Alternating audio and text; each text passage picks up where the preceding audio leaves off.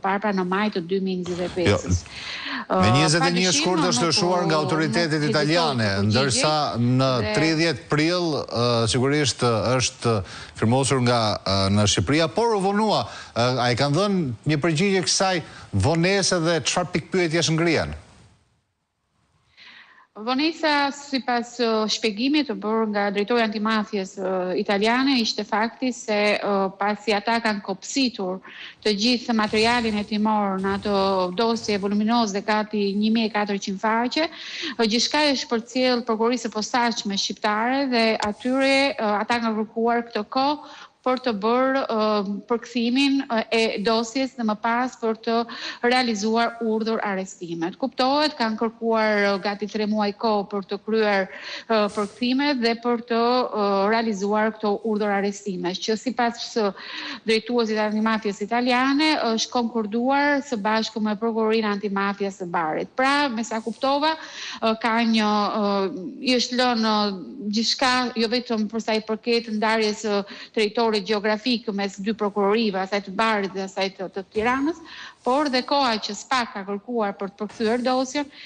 ka quar që të kemi 3 muaj vonesë në ekzekutimin e këtyre urdhër arrestimeve. Padyshim, dyshimet apo gjithçka që ne gazetarët kemi hedhur gjatë këtyre ditëve është se Shqipëria po kalonte apo ka kryer gjatë javëve të fundit një fushatë elektorale mjaft të fortë, sa i kërkon jo vetëm influencës së krimit të organizuar në vot apo në menaxhimin e territorëve, kontrollin e territorëve, sidomos në vot pra të shqiptarëve. Kjo padyshim të lë shkas të kuptojë se 3 muaj kohë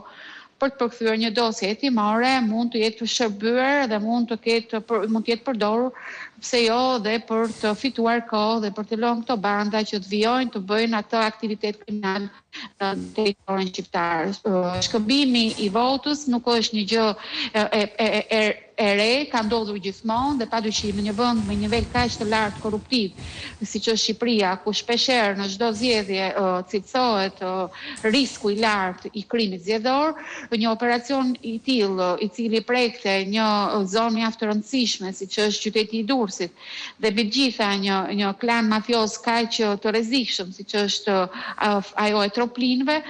lë shkas të dyshohet se 3 muaj kohë mund të jenë edhe të manipuluara keq pikërisht për në fokusin e këtij krimi zgjedhor. Po gjithçka mbetet jo vetëm palës italiane për ta quar më tej dhe për ta hetuar më tej se çfarë ka ndodhur, pasi mendoj se ata kanë marrë tashmë informacionin e duhur se çfarë ka ndodhur në Shqipëri dhe çfarë po kalonte Shqipëria në këtë muaj të fundit, sa i takon kësaj fushate kaq të egër elektorale, por i takon ndoshta dhe autoriteteve përgjegjëse për të dhënë shpjegime se si përkthyesit shqiptar të adoptuar pra në prokurorisë së posaçme, ju është dashur kaq shumë kohë për të përkthyer me një dosje kaq kritike, një dosje kaq alarmuese dhe për të lejuar më pas para ekzekutimin e urdhër arrestimit. Mendoj se kjo dosja ura duhet të ketë një vëmendje ose ka gjithçka ngërçin bazë ka në Tiranë, pra në autoritetet gjyqësore apo në autoritetet e drejtësisë shqiptare për të kuptuar jo vetëm kohën e madhe që është dashur për ta përkthyer, por dhe për faktin se dhe prokurorja e çështjes ka marrë 40 ditë kohë për të